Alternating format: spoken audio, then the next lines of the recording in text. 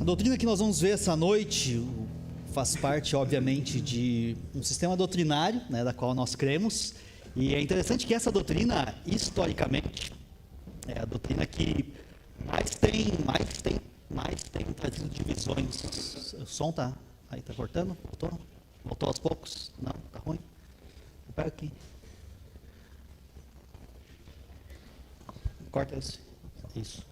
Então, nosso sistema doutrinário, ele é composto por várias declarações, e a declaração acerca desse assunto é a que mais traz divergências na história da igreja. Aliás, eu conheço várias pessoas que perderam o seu título pastoral, o seu cargo pastoral, por conta do ensino dessa doutrina e das verdades acerca dessa doutrina. Há muitas pessoas, ao ensinar sobre a doutrina do pecado e o que é o pecado, e praticarem, não o pecado, mas praticarem a correção acerca do pecado, ou praticarem o ensino verdadeiro em relação ao pecado, ou ensinarem doutrinariamente sobre o pecado, então muitas vezes acabaram aí perdendo o seu título, o seu cargo de pregador numa igreja. Isso é algo muito interessante, porque isso faz parte dos próprios efeitos do pecado na humanidade. Então, automaticamente, a humanidade cria para si sistemas onde ela rejeita a funcionalidade, os próprios efeitos do pecado para si mesma. Ela tenta de alguma forma criar algum sistema, alguma forma de se descondenar do pecado. Então, se o pecado nos condena, então a humanidade tenta de diversas formas, às vezes doutrinariamente, às vezes somente rejeitando e esquecendo essa doutrina, cria para si sistemas então de descondenação, de olhar para si mesmo como não condenados, de olhar para si mesmo como alguém que no fim das contas, de alguma forma, não está condenado frente às coisas que estão acontecendo, frente às próprias doutrinas do pecado. Como que essas doutrinas se entrelaçam? Você deve ter visto já essa cena aqui. Esse aqui é o Neymar 100% Jesus. Doutrinariamente, nós discordamos do Neymar, porque ele não é 100% Jesus. É só você saber um pouco da vida do Neymar, você sabe que ele não é 100% Jesus. E é difícil de determinar quantos por cento Jesus Neymar é. Se você vai estudar um pouco da vida de Cristo e tentar entender a vida de Cristo, e você avalia um pouco, pelo menos externamente, o que é a vida de Neymar, não sei, você não consegue determinar uma porcentagem, e até acho temeroso, a gente querer declarar quantos por cento Jesus o Neymar é. Ele se declarou, ele escreveu isso algumas vezes, inclusive colocou essa faixa na sua testa lá, falando sobre 100% Jesus, e a gente não sabe o que ele quer dizer realmente com isso, é bastante vago essa afirmação, 100% Jesus não quer dizer muita coisa. E eu fiz questão então de corrigir a doutrina do Neymar, e eu fiz uma correção aqui. Jesus é 100% homem e 100% Deus. Eu apaguei e escrevi por cima. E essa aqui é a doutrina da união hipostática. O Tiago mencionou isso semana passada. Eu não sei se ele chegou a usou essa afirmação, não, mas é sempre assim. Os textos bíblicos afirmam algumas coisas, algumas afirmações, algumas coisas acerca, por exemplo, nesse caso, acerca de Jesus. Por exemplo, a gente sabe que Jesus, ele é completamente Deus, e ele foi, na sua época terrena, no momento que esteve conosco, ele foi também 100% homem. E as pessoas tiveram, por um bom tempo, um debate sobre isso, como você equilibra essas duas coisas. E eles, então, estudaram isso e determinaram, através ali de concílios, estudando esse assunto, determinaram então o que se chamou depois de união hipostática, que é a união das duas naturezas de Cristo. É a união de ele ser 100% Deus, com a união de ser 100% homem, e o conceito geral é que uma coisa não anula a outra. Então essas duas coisas podem andar igualmente. Ele não é metade Deus, metade homem. Essa seria uma afirmação herética, afinal ele era 100% Deus, e quando esteve como homem na terra, ele foi 100% homem. Então eles chamam isso de união hipostática. Eu botei o Neymar mais para chamar atenção, Vocês perceberam? Estou ensinando doutrinas através do futebol. O futebol nos ajuda nisso. E os cristãos, então, eles tiveram que começar a raciocinar sobre os seus ensinos e começar, então, a compor afirmações, compor doutrinas para explicar o que as Escrituras falam acerca de elementos, por exemplo, como a salvação, como o pecado, como a pessoa de Jesus Cristo, que é nesse caso, que foi falado já semana passada sobre essa questão da união hipostática. Então, historicamente, as igrejas foram criando para si sistemas doutrinários, declarações de fé, dizendo no que elas creem. Nós temos a nossa própria declaração de fé e nós temos visto ponto por ponto dela e pedaços por pedaços e afirmações por afirmações. Então, falamos semana passada sobre a pessoa de Jesus Cristo. E quando falamos da pessoa de Jesus Cristo, nós falamos algo específico sobre a morte vicária, que é a morte substitutiva. Nós deveríamos morrer por conta do nosso pecado, mas Jesus Cristo morreu em nosso lugar. E nós temos outra afirmação aqui, quando fala sobre a divindade e humanidade de Jesus Cristo, na qual também nós cremos, e aqui está de novo a união hipostática, da qual acabei de falar. E falamos aqui na sua morte expiatória. A morte expiatória é uma morte substitutiva. Então, a morte de Jesus Cristo, ela serve para duas coisas nesses aspectos aqui da nossa declaração de fé. A morte vicária, no lugar de, e a morte expiatória. Então, um é no lugar de, Jesus Cristo morre em nosso lugar, mas ele também morre por nós, em nosso favor, pelos nossos pecados. E aí entra a morte expiatória, a morte que tira o pecado, que remove o pecado do sujeito.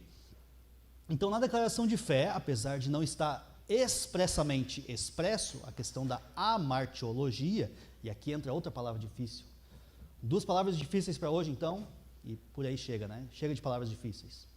Uma é união hipostática, essa é difícil, hipostática, que é das duas naturezas, e a outra palavra difícil é a amartiologia. A amartiologia é o estudo acerca do pecado. É quando nós pegamos todos os textos, tudo que a Bíblia fala acerca do pecado, e a Bíblia fala muito sobre o pecado, e nós então compomos o que se pensa sobre o pecado.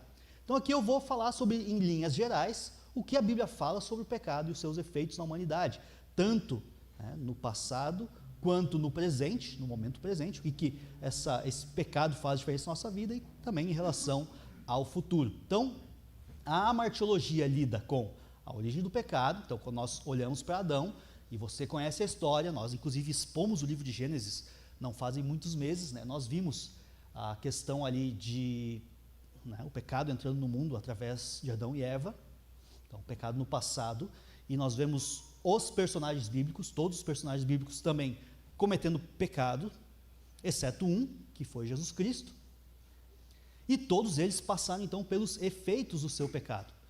Todos os seres humanos de toda a história sofreram por conta dos efeitos do pecado. E até hoje você sofre por conta dos efeitos do pecado na humanidade.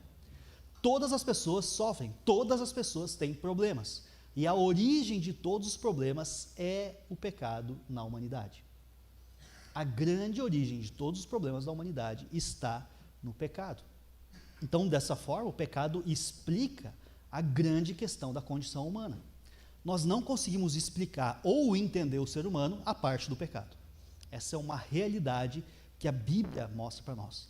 Nós não teríamos esse conhecimento, nós não saberíamos disso se Deus não nos tivesse dito, se não fosse revelado pelas Escrituras. Nós não teríamos o conceito, nós não entenderíamos o que é o pecado.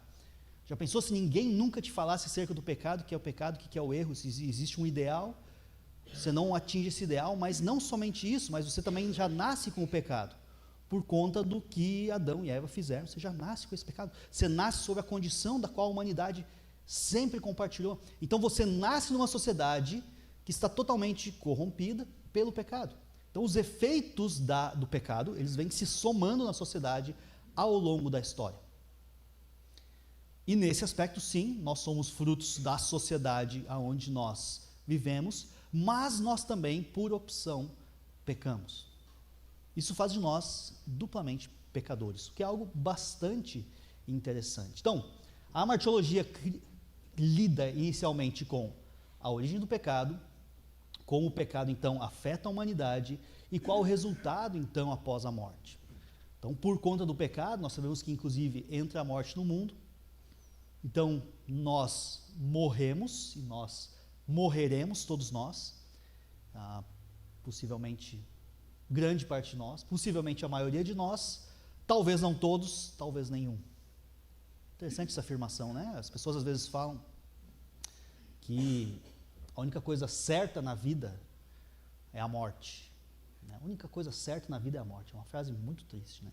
Nós não cremos nisso, né? Nós cremos que existe algo que pode vencer a morte. Né? Jesus Cristo, com o seu sacrifício, ele vence a morte. E nós cremos também que Jesus Cristo virá para buscar a igreja. Então, talvez, possivelmente, muitos não morrerão, não sabemos quando isso vai acontecer. Mas os resultados do pecado após a morte, eles trazem divisão. Alguns que um dia estarão eternamente com Deus e outros que estarão eternamente afastados de Deus. Então, mesmo, né, que nós não creemos em Cristo, nós sofremos os efeitos da morte, do pecado após a morte. E se nós cremos em Cristo, nós também, né, teremos agora uma eternidade junto ao Senhor, que por outro lado, né, também está relacionado à questão do pecado. Então o pecado, ele se envolve, né, essas doutrinas, todas elas estão intimamente entrelaçadas. Né? Então não é aqui uma composição de algo que nós estamos propondo e inventando, mas é algo muito bem estruturado. São doutrinas que são criadas em cima das próprias doutrinas, não como uma colcha de retalhos. Alguns propõem isso, né, que a teologia é como uma colcha de retalhos. Não, a teologia, ela é uma estrutura muito firme na qual a gente deposita a nossa fé. Então, quando nós falamos em teologia, nós estamos falando de afirmações acerca das verdades bíblicas. Então, o pecado em si, por definição, é errar o alvo. E agora você já sabe por que tem um alvo aqui na frente.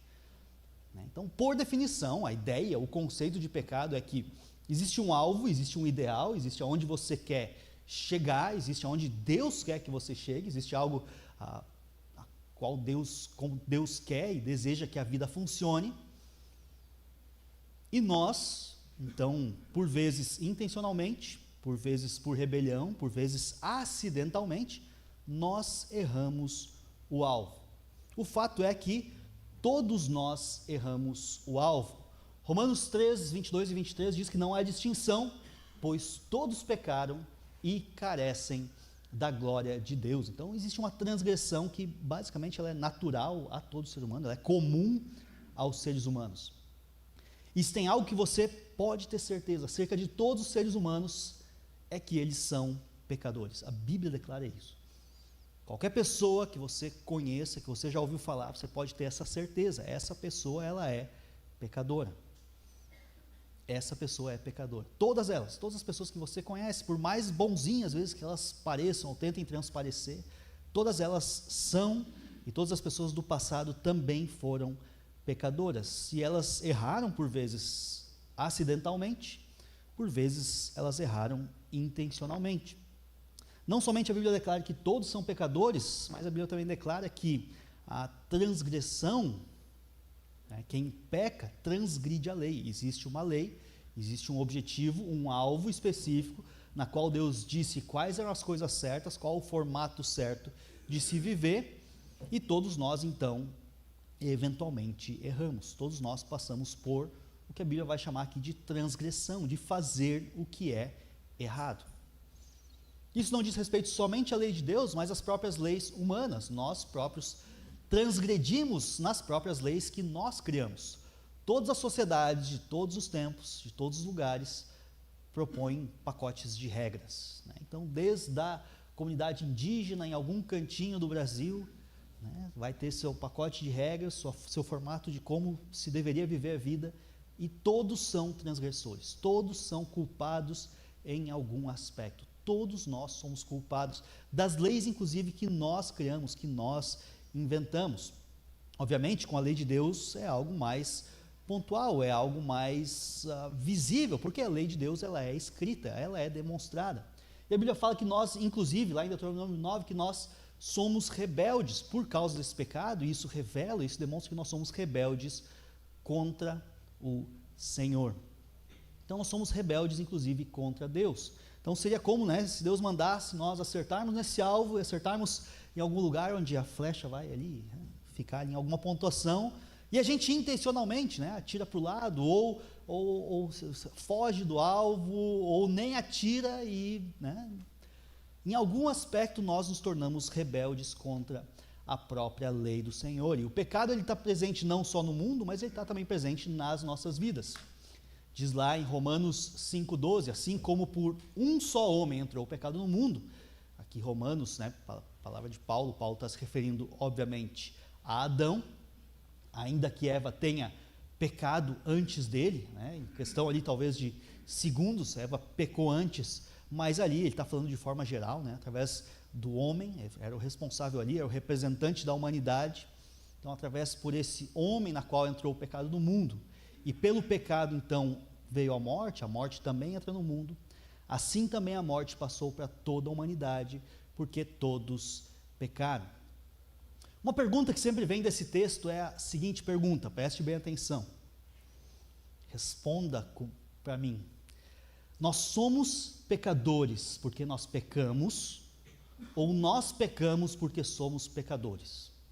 Isso é difícil, hein? Eu vou repetir, porque ela é difícil mesmo. Nós somos pecadores porque nós pecamos, então nós pecamos e nos tornamos pecadores, ou nós pecamos porque nós somos pecadores? Originalmente somos pecadores. E esse versículo ele lida com as duas questões. E obviamente, né, nós pecamos sim porque nós somos pecadores, nós já nascemos no pecado, e isso nos leva inclusive a pecar. Então nós não só pecamos nessa vida, não só fazemos coisas erradas, nós não só transgredimos a lei de Deus de formas práticas, mas nós também erramos o alvo desde antes de nascermos. Alguém já errou o alvo por nós e nós já nascemos nessa condição pecadora. Então é interessante isso nos torna indesculpáveis em qualquer aspecto.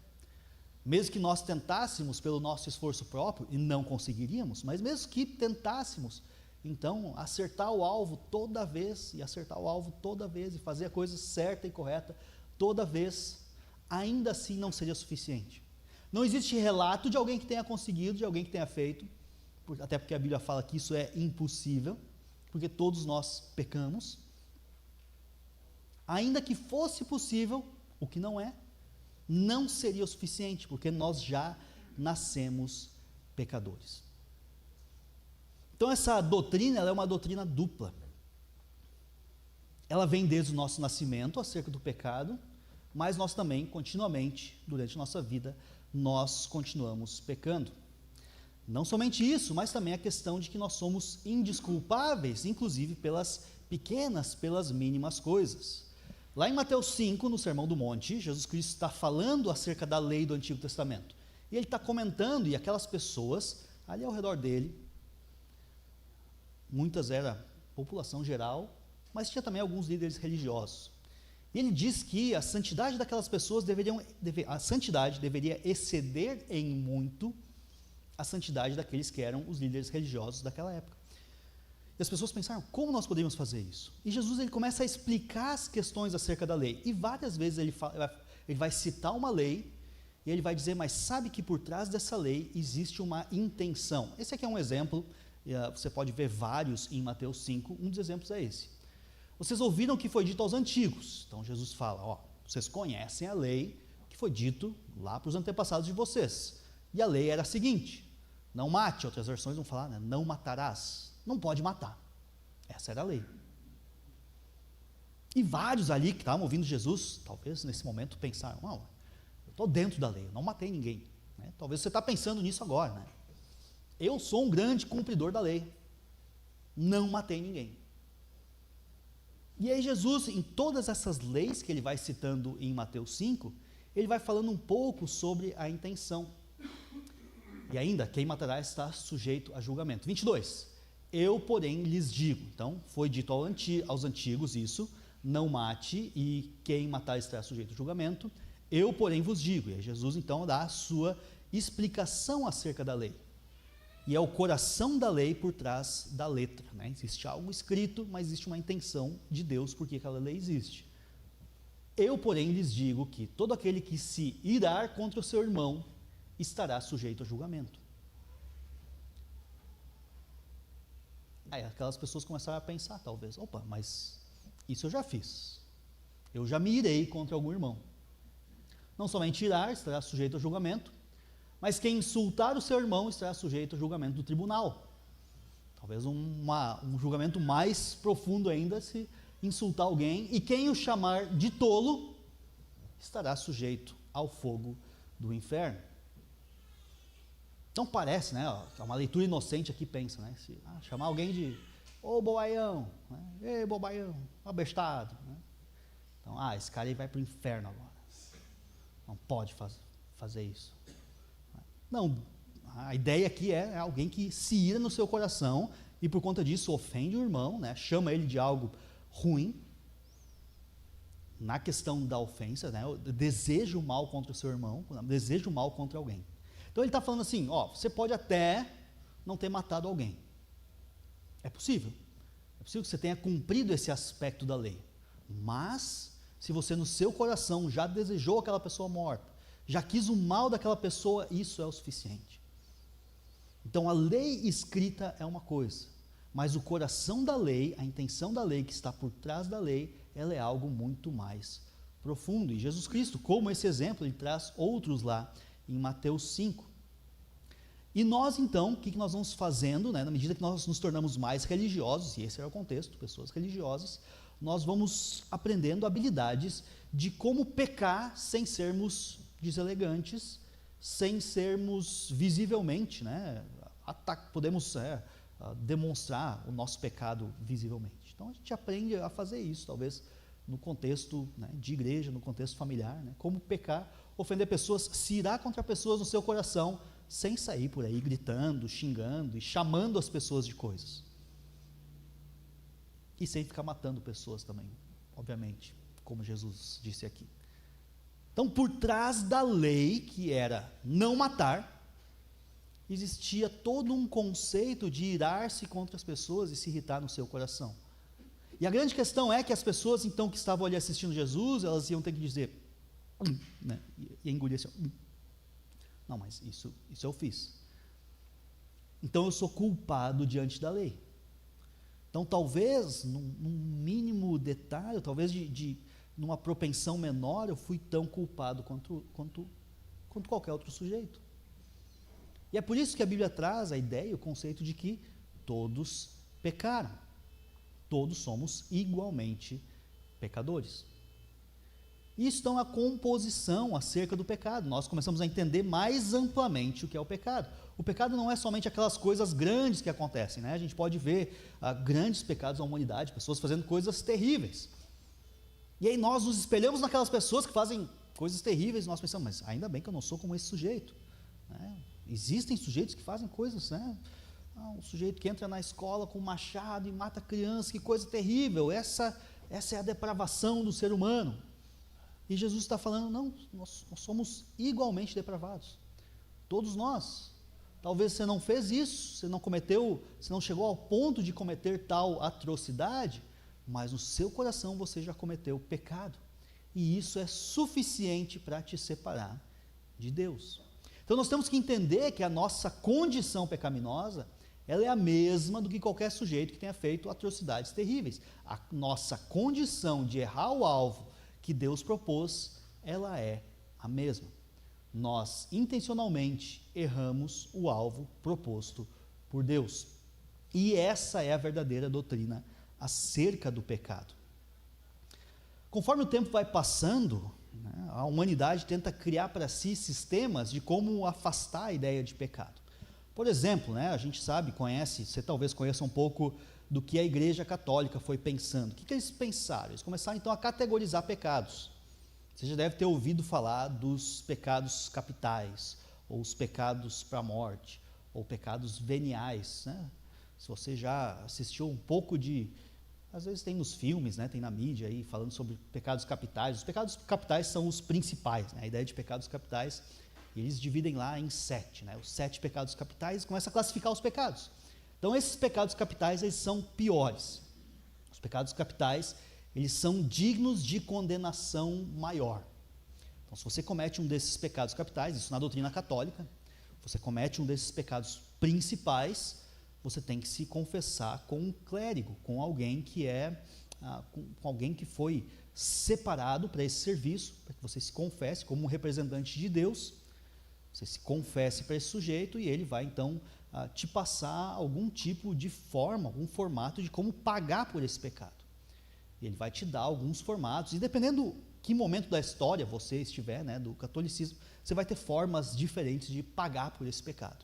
Então vai ter momentos da história onde você paga financeiramente, vai ter momentos da história onde você paga fazendo algumas penitências, você sofre de alguma forma, você impõe sofrimento físico sobre você, para tentar de alguma forma punir em você mesmo aquele pecado.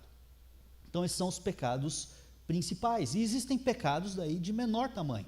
Então são os pecados veniais, são os pecados perdoáveis, que não tem a necessidade de você chegar até uma confissão, a não ser que você continue cometendo ele por muito tempo. Então, se você comete esse pecado venial por muito tempo, aí você então precisa se confessar para um clérigo, para alguém que vai, aí sim, né, expiar o seu pecado. Ele vai, de alguma forma, te informar como que você retira, como que você acaba. E eles começaram a chegar a conclusões, porque é assim que funciona um sistema, né? Você começa a pensar, tá, mas a pessoa que morreu com tal pecado, então ela tem que estar num nível do inferno. E aí começou então, a se classificar os níveis do inferno, né? Então tem um inferno mais profundo, você deve ter ouvido já expressões, o tártaro do inferno, esses lugares aí estão, né, a classificação de tipo de pecado que o sujeito cometeu, ele vai também, né, vai parar num nível do inferno, e dependendo do nível do inferno que ele tiver, você pode ainda fazer algum tipo de sacramento por ele, né? Então os parentes daquele sujeito que caiu num nível menos profundo do inferno, aí você faz um sacramento, paga alguma coisa e tal, você faz alguma obra por ele, e aí ele sobe de categoria, né? Ele sobe de categoria no inferno, até talvez escapar, né? E aí se cria o sistema do purgatório, e todos os outros sistemas então vão sendo criados. E é interessante porque esses sistemas eles vão sendo atualizados também, né? Então não é somente o que se pensou no passado, mas isso acontece. A gente que não tem muito contato não fica sabendo, né? Mas o próprio Bento XVI, né, o Papa, de pouco tempo atrás, ele atualizou quais são os pecados capitais. Então, se você não sabe, os pecados capitais, os principais, foram atualizados, né? Então, por exemplo, se você causar pobreza a alguém, isso é um pecado capital, isso é um dos principais pecados. Você não pode nem causar pobreza para alguém, você não pode ser muito rico, esse é outro pecado capital, agora classificado pelo Papa, ou até interferir no meio ambiente, né? Pasmem, né? Mas esse é um dos pecados principais definidos agora então pelo Papa, né? Então, se você adicionar imperfeições na obra, na criação de Deus, né? Não sei se é interessante, porque se existe a criação de Deus, então, e você adiciona imperfeições, né? Então eu às vezes pergunto assim, se uma pessoa, maquiagem, por exemplo, então nesse sentido seria, porque se uma mulher é bonita e usa aquelas maquiagens feias assim, que às vezes tem, né, a gente vê por aí assim, umas maquiagens feias assim, né? Então isso seria um pecado capital, será, né? Ou será que podar a árvore, né, assim, como a prefeitura poda, às vezes está indo para cima dos fios, eles podam assim, né, a árvore assim, de um jeito que fica feio. Então isso se torna um pecado capital. E aí a questão é, né, quem classifica isso? E aí se criam leis em cima de leis e regras, e aí então tem várias pessoas escrevendo e tentando entender como que funcionam essas regras. Quem que define, né? Qual é a imperfeição da natureza que é criada, né? É uma porcentagem da poda da árvore, né? E aí você, mas aí é de acordo com a prefeitura, e a prefeitura regulamenta o pecado da Igreja Católica agora, né? Então a gente tem que criar um juizado talvez, né? E traz essas necessidades, né, de regulamentação, e esses são os efeitos das falsas doutrinas. E é assim que as falsas doutrinas acontecem, é assim que se criam falsos sistemas. Ao longo da história, a humanidade foi criando falsos sistemas, que é o velho manda quem pode, né? Você já ouviu esse sistema? Manda quem pode, alguém vai lá, dá uma cartada, ele pode, e aí então agora todo mundo corre para se adequar, né? E tem outros ali, causar injustiça social também é um pecado capital, ter pressa também é considerado agora um pecado capital, e manipulação genética, coisas assim, pecados da atualidade, né? Aparentemente você vai se atualizando nisso, né? E é isso que acontece exatamente quando se abandona o ponto 1 da nossa doutrina, que é a fonte de autoridade. Quem é a fonte de autoridade? Então, se a fonte de autoridade é a Bíblia, se a fonte de autoridade parte das Escrituras, nós temos escrituras que revelam o que nós precisamos. Mas se um sujeito, ou um grupo de sujeitos é a fonte de autoridade, ou se um livro, se algum profeta da atualidade é a fonte de autoridade, então nós temos que ficar atualizando os nossos sistemas. E é assim que se criam sistemas farisaicos, as pessoas começam a racionalizar acerca da palavra de Deus. Esses dias foi o dia do Santo dos Caminhoneiros, vocês devem ter visto isso, né? Eu percebo isso porque eu moro perto da BR, e todo domingo, que é o São Cristóvão, acho que é, o Santo dos Caminhoneiros, eu acordo com muitas buzinadas já a partir das 5 da manhã, que começam a se reunir os caminhoneiros, eles enfeitam os caminhões e ficam buzinando pela cidade, aquelas buzinas de caminhão assim, incessantes, né? Isso é uma buzinada contínua, porque são muitos caminhoneiros. E a minha pergunta sempre nesse dia é a seguinte: como que as coisas começam lá com Jesus, ensinando as coisas que ele ensina na Bíblia, que a gente tem acesso, e eles também tiveram acesso? Como é que você começa com aquilo e você chega em um cara de boné, domingo de manhã, tocando a buzina do caminhão, muito feliz, e achando que isso é cristianismo? Porque ele pode, né, chegar nas conclusões religiosas, mas você parte de Jesus e você chega na buzinada do caminhão. Assim, são muitas coisas que se compõem de lá até aqui.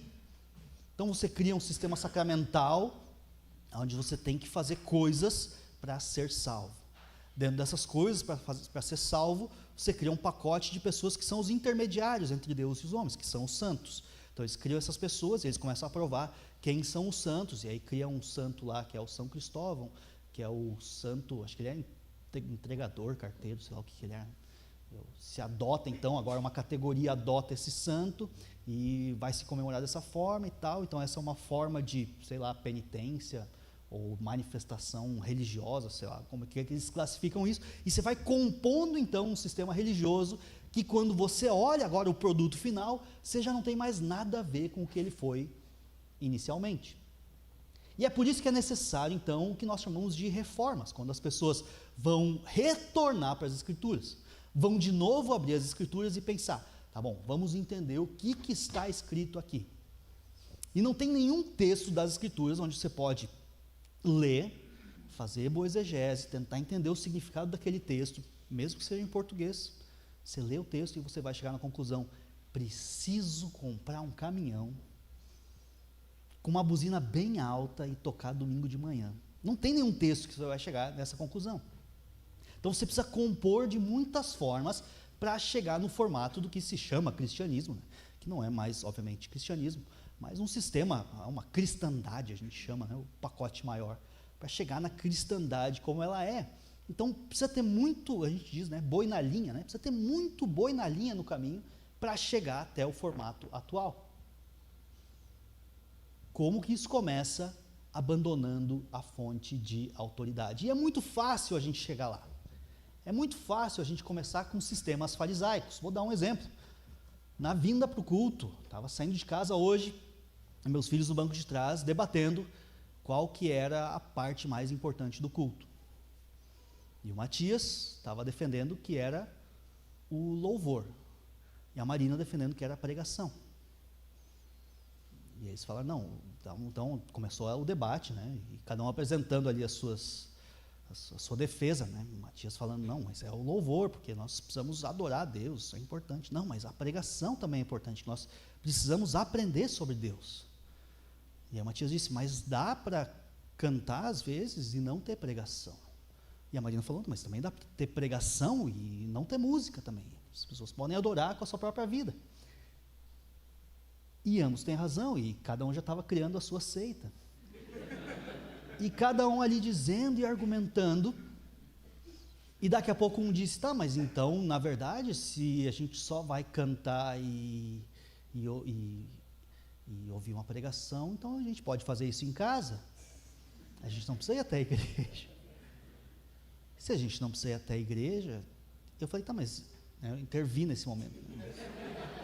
E da onde que nós vamos aprender as coisas, né? Se a gente não for até a igreja, nós precisamos das pessoas ao nosso redor.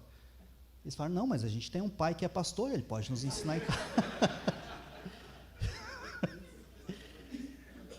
Então, rapidamente, se você começa a racionalizar em cima do conteúdo da Escritura, sem olhar para a Escritura, você começa a criar devaneios acerca das verdades da Bíblia. E eu não vou dizer agora a conclusão, né? Os últimos, desde que nós entramos na 7 de setembro, então foi a conclusão do pacote, não vou trazer aqui as respostas. Isso entra em eclesiologia, tá? Que é daqui a 2 pregações, você vai ter a resposta disso ainda, porque é importante estar em igreja também.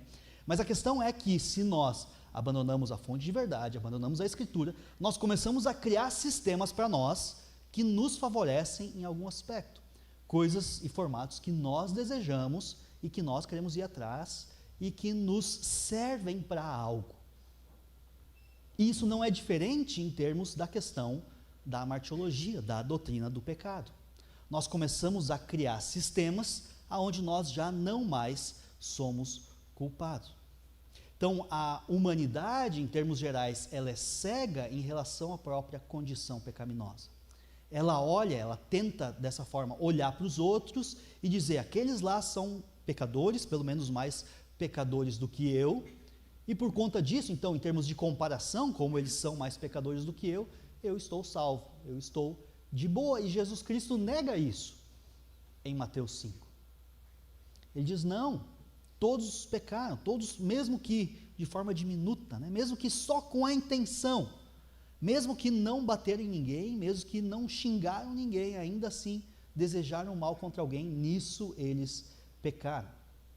E como eu disse, todas as pessoas pecam, sofrem as consequências constantemente e nem percebem, e assim voltam também a pecar. As pessoas, o mundo e os próprios cristãos muitas vezes são cegos em relação à própria cegueira. Eles são cegos e não percebem isso. E somente então, olhando para as Escrituras, é que nós percebemos o quão cegos nós somos em relação ao próprio pecado. É muito fácil ver o pecado dos outros. É muito fácil enxergar onde os outros estão errando. Mas é difícil nós olharmos para dentro de nós, percebermos quantas vezes nós próprios pecamos. Então, o pecado, no fim das contas, é algo que explica e define a humanidade. É uma parte essencial da nossa pregação. Nós não podemos divorciar toda ou qualquer pregação que nós temos aqui acerca da verdade, sem mencionar a questão do pecado.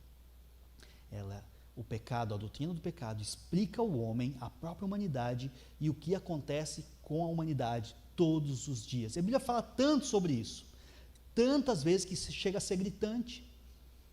Todos os personagens são mencionados acerca do seu pecado.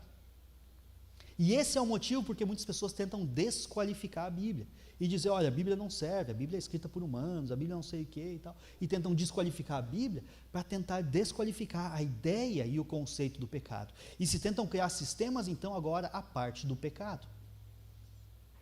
E as pessoas começam a tentar resolver os seus problemas, resolver os problemas da humanidade, sem o conceito básico do pecado. Nós chamamos isso de humanismo. Então, os sistemas hoje, né, como a psicologia, a psicanálise, psicoterapias, todas elas são tentativas humanas de resolver os problemas da humanidade sem considerar que exista pecado.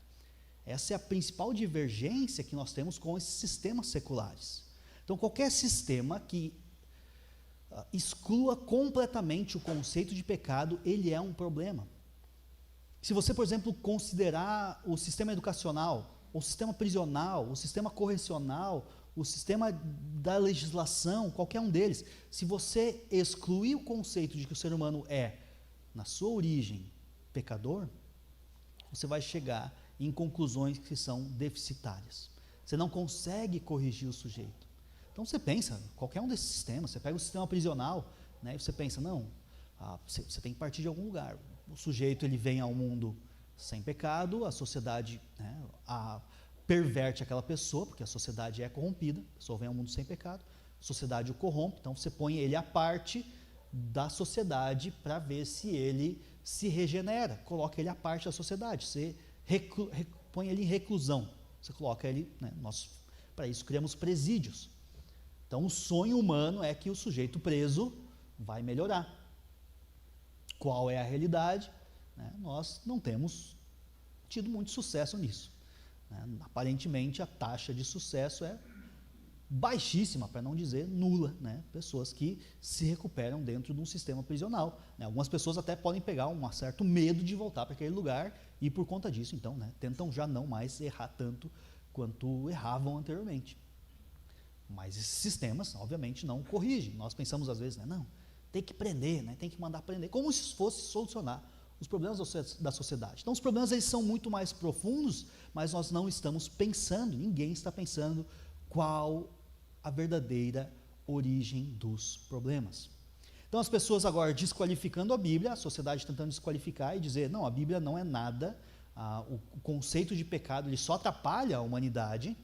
Então, eles tentam criar agora um sistema de sociedade que não contempla a ideia de pecado. Quando, na verdade, a Bíblia está revelando a real condição do coração humano. Então, encerrando e pensando alguns perigos, então, acerca da doutrina do pecado, acerca da amartiologia, e coisas que nós devemos, então, evitar. Uma delas é negar a existência do pecado. Um perigo que nós corremos, e até um perigo normal, algo que é corriqueiro na sociedade, é negar. Dizer que o pecado não existe. Seja o pecado original, né, da qual nós viemos, quanto os pecados cometidos. Então, negar completamente o pecado é uma das tentativas da sociedade de se criar um sistema onde você não tem mais culpa, né? Você diz, não, o pecado não existe, então não existe culpa. Qualquer coisa que nós fazemos que é errado é uma simples construção da sociedade. Então, essa é uma das tentativas, né? Os sistemas de terapia muitas vezes vão nessa linha, né? Você tem culpa acerca de algo, você cometeu algo errado, e se tenta remover a culpa. Como se remove essa culpa? E aí vão as teorias. Uma teoria vai dizer, você tenta jogar essa culpa em alguém. Então, a culpa é dos seus pais, a culpa é da sociedade, a culpa é dos professores, alguém que fez alguma coisa má para você na infância, alguém que fez mal para você numa vida passada, alguém que fez mal para você, né? Então você tenta relegar a culpa, passar a culpa para alguém, e dependendo do que você crê, você passa a culpa para quem você quiser, e você nega a existência do seu próprio pecado ou do efeito, né, do pecado na sua vida. Outro perigo comum é tentar enxergar somente o pecado dos outros. Então, os sistemas religiosos estão recheados aí desse conceito, né? Tentar enxergar e culpar e dizer o pecado está na sociedade, o pecado está... E de fato, é verdade, o pecado está aí, né? Está, mas o pecado também está no nosso coração. Então, né, às vezes até as pessoas pensam, eu até peco, né? Mas só às vezes. Mas meu pecado é muito menor, né? E a gente começa essa classificação de pecados, e a gente começa então a sistematizar os nossos pecados, e dizer, não, mas o meu pecado é muito menor, e é assim que funciona, né? Se você tem crianças em casa, você consegue ver isso bem claramente, né? O pecado do outro sempre é maior do que o meu. Ele fez algo muito pior, por isso que eu posso agir do jeito que eu estou agindo, porque, né, se você é casado, você também já viu isso, né? O pecado do outro, do seu cônjuge, é sempre maior. Se você já conviveu com a sua mãe, com o seu pai, o erro deles sempre é maior, o erro do outro sempre é maior do que o seu. Então, nós temos uma tendência muito forte a somente enxergar o pecado dos outros. Outro perigo comum é tolerar pecados que são socialmente aceitos, coisas que todos fazem, que a Bíblia diz, declara ser pecado, mas que são tão comumente espalhados na sociedade, tão bem aceitos e não trazem danos, às vezes, tão grandes, diretos. E a gente aceita que isso seja cometido e seja, né, esse pecado, então, às vezes, tome conta da nossa vida. Não entender também é um perigo, não entender a origem dos pecados, de onde vêm os pecados, né, aonde que brotam essas intenções, essas tentações que tenazmente nos assediam. Então, quando nós fazemos o discipulado 1, nós falamos sobre isso, a gente deixa bem claro, né, que existem 3 inimigos do cristão. E os 3 inimigos do cristão são Satanás, o mundo e a minha própria carne.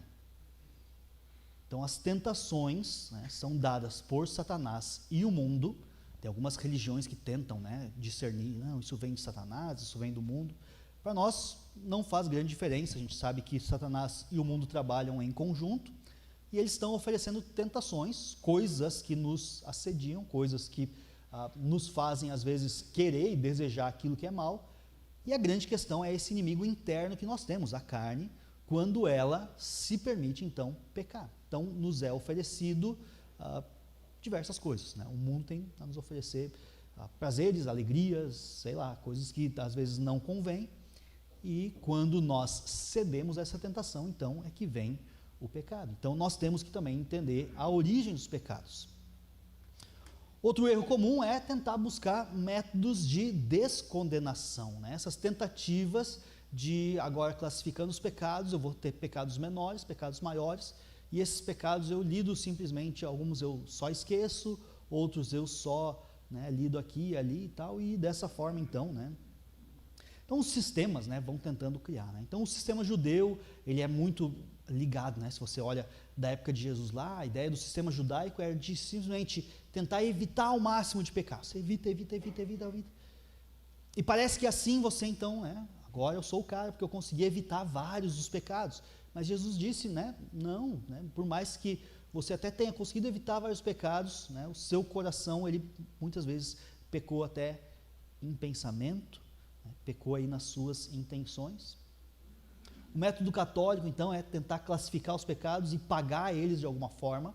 Os sistemas religiosos da atualidade normalmente giram em torno disso, alguma forma que você vai compensar os pecados, e não é isso, né? Então, aparentemente, né, todas essas questões aí estão, né, ultrapassadas e são contraditas pela Escritura. O sistema ateu, o sistema humanista, né, tenta negar que exista pecado e tenta repassar a culpa, e também não soluciona a grande questão essencial.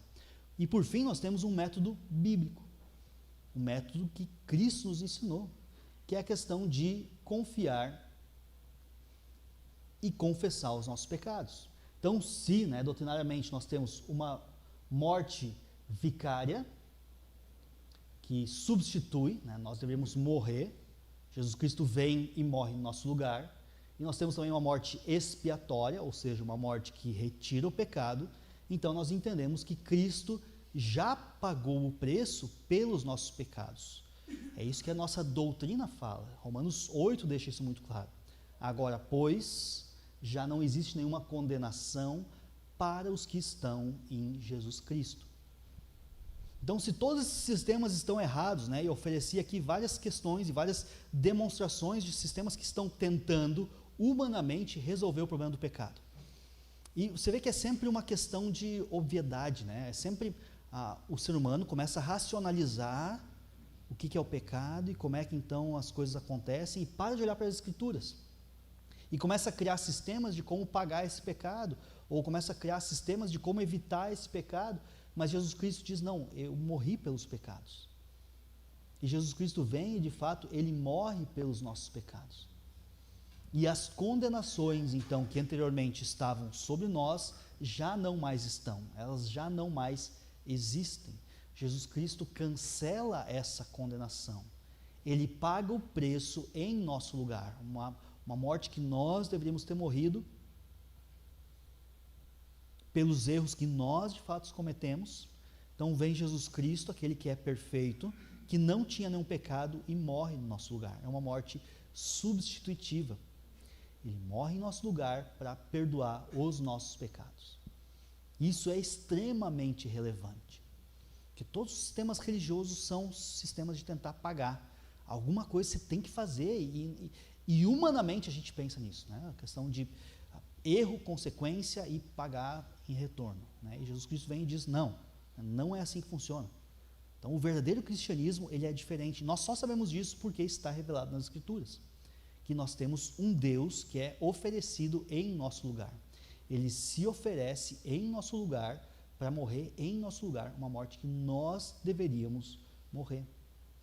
E é por isso que isso é tão significante. E é por isso que o cristianismo verdadeiro, o sistema bíblico, ele é tão relevante e tão diferente de qualquer outro sistema.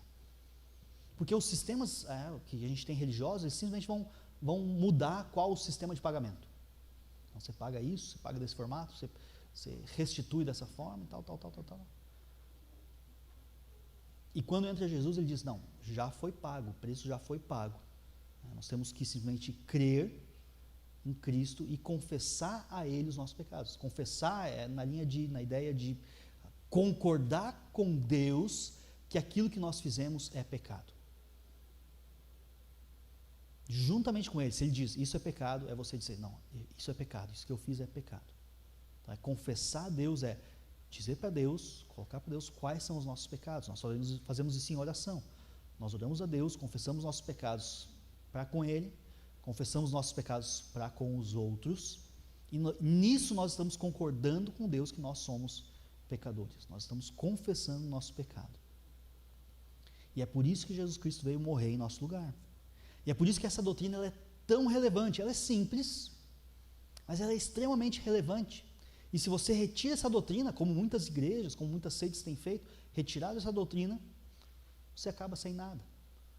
Você vai ter que substituir por um método de como pagar essa culpa, como pagar a condenação, e vai ter que inventar um sistema, e vai ter que classificar pecados, e aí você vai dar preço pelos pecados, quanto que você paga por eles e tal, que são coisas, criações humanas. Graças a Deus, nós não temos um método humano para isso, nós temos um método divino, um método dado pelo próprio Deus, o próprio pagamento foi dado pelo próprio Deus. Por mais que nós tentássemos pagar, nós não teríamos como fazer isso. Não existiria habilidade humana suficiente, não existiria dinheiro humano suficiente. Como é que você pensa? Em reais? Aceita em cheque? Crédito, passa no crédito essa? Não tem forma de pagar. É impagável, nossa dívida ela é impagável. Por isso que era necessário que alguém perfeito viesse e morresse em nosso lugar, para substituir a dívida que era nossa. Vamos orar por isso e agradecer? Senhor Deus e Pai, obrigado, Senhor, por essa doutrina, Senhor, que é tão confortante para aqueles que creem. Obrigado, Senhor, por essa doutrina, Senhor, que está revelada nas páginas da Escritura, Senhor, e que nos mostra que por mais que nós tenhamos sido, Senhor, vis, por mais que nós tenhamos cometido pecados durante essa vida, por mais que nós tenhamos nascido, Senhor, em condição pecaminosa, nós podemos ter uma vida transformada, Senhor, uma vida que já não mais agora carrega a culpa, já não mais carrega o dolo e o peso por conta do pecado, mas pode andar leve, Senhor, porque crê em Ti, porque deposita em Ti, Senhor, e no próprio sacrifício da cruz os nossos pecados. Obrigado, Senhor, porque nós podemos andar agora com leveza, Senhor, e todo aquele que crê, Senhor, em Ti pode confessar os pecados e viver em novidade de vida, uma vida que agora é transformada pelo Teu sacrifício. Obrigado, Senhor, porque já não existe mais nenhuma condenação sobre nós. Obrigado, Senhor, porque toda condenação ela foi levada embora. Obrigado, Senhor, porque por mais que nós tenhamos e soframos por conta do efeito do pecado ainda nesse mundo, Senhor, nós sabemos que pela eternidade, Senhor, nós temos a chance, Senhor, de viver eternamente junto a Ti, porque no céu, Senhor, viveremos sem os efeitos do pecado. Obrigado, Senhor, porque isso só é possível, Senhor, por conta da Tua santidade. Nós em nós mesmos, Senhor, não temos nenhuma santidade. Nós em nós mesmos somos totalmente condenáveis por tudo que fizemos, inclusive pela forma como nascemos. Mas o Senhor, então, enviou o Seu Filho para morrer por nós. E nós somos gratos porque esse sacrifício, Senhor, ele vale para cada um de nós, para cada um que crê verdadeiramente no Senhor. É por isso que nós Te adoramos, é por isso que nós cantamos louvores, é por isso que nós, como igreja, Senhor, queremos cantar Te adorando e Te engrandecendo, Senhor, porque somente o Senhor é digno. Que as nossas vidas, Senhor, possam ser permeadas por essa verdade, as verdades condenadoras do pecado, por um lado, mas também as verdades que aliviam, as verdades que perdoam, Senhor, esses pecados. Que a nossa vida seja de fato marcada por isso, que a nossa pregação, quando estivermos por aí conversando com pessoas, as nossas palavras, Senhor, possam ser doces acerca desse assunto. E que nós possamos, Senhor, falar para muitos ainda, Senhor, sobre as verdades da liberdade que é dada pelo Senhor e somente pelo Senhor. E é por isso que nós somos gratos. E é por isso que nós Te adoramos. Em nome de Jesus, amém.